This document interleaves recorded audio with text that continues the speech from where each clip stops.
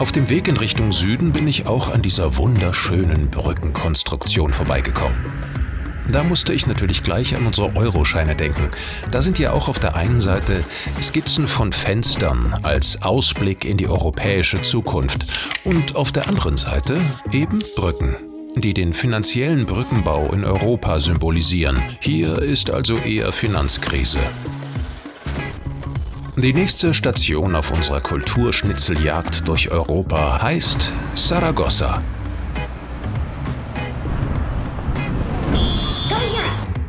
Die nordspanische Hauptstadt der Autonomieregion Aragonien ist hauptsächlich für die Basilika del Pilar bekannt.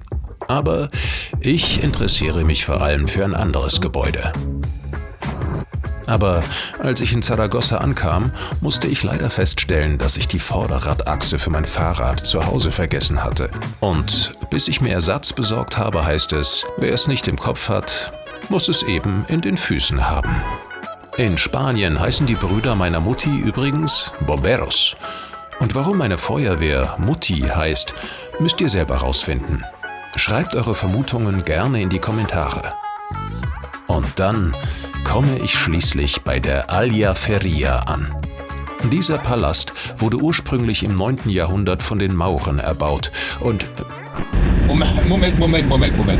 Mauren? Bist du sicher, dass man das heutzutage überhaupt noch so sagen darf? Also ich meine, die Mauren sind ja etymologisch sehr nah mit den Mohren verwandt. Sieht man ja auch bei Mauritz und Moritz zum Beispiel. Und ich bin mir nicht sicher, ob man Mauren überhaupt noch sagen darf. Ui, jetzt bist du aber ganz schön kleinkariert.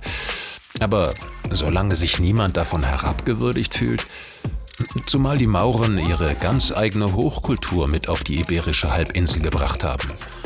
Ohne das Wissen aus dem Morgenland wären die Leute damals ganz schön aufgeschmissen gewesen.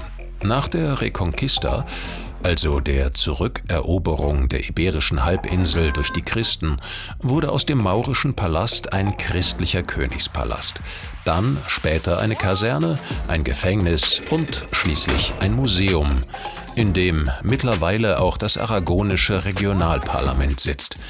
Also wahrlich ein gewachsener europäischer Kulturraum und wirklich eindrucksvoll.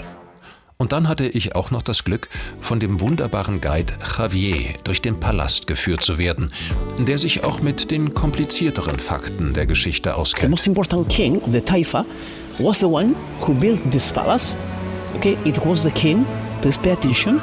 His name was Abu Ja'far Ahmed ibn Suleiman ibn Houth al-Muqtadir Billah. And how long did it take for you to learn this? Just one day. What elements did the Muslim or Arabic world add to Europe? The Spanish heritage took a lot of things of Muslim heritage, of course.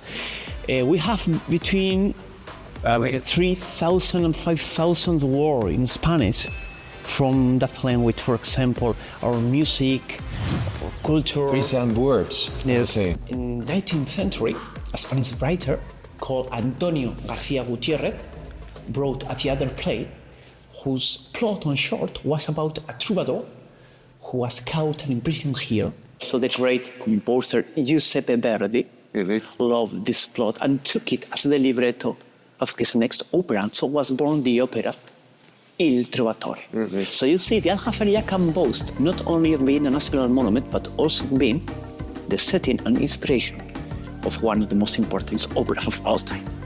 Thank you for that sentence into the camera. Die Aljaferia verbindet also arabische und europäische Hochkultur über die Jahrhunderte.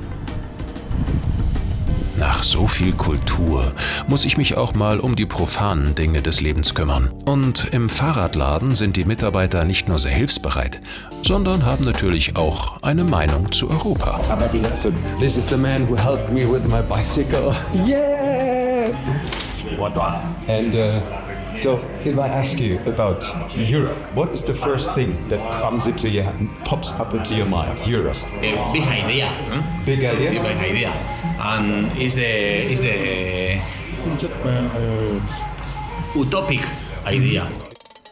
Ich finde, es gibt ohnehin zu wenige utopische Ideen. Da kann man doch über eine europäische Utopie durchaus froh sein. Und froh bin ich auch über meine Vorderradachse. Die brauche ich sehr dringend, denn auf dem Weg nach Madrid wollte ich mir noch die Überreste einer anderen prägenden Kultur anschauen, die archäologische Ausgrabungsstätte Complutum. We are here now in an ancient Roman city.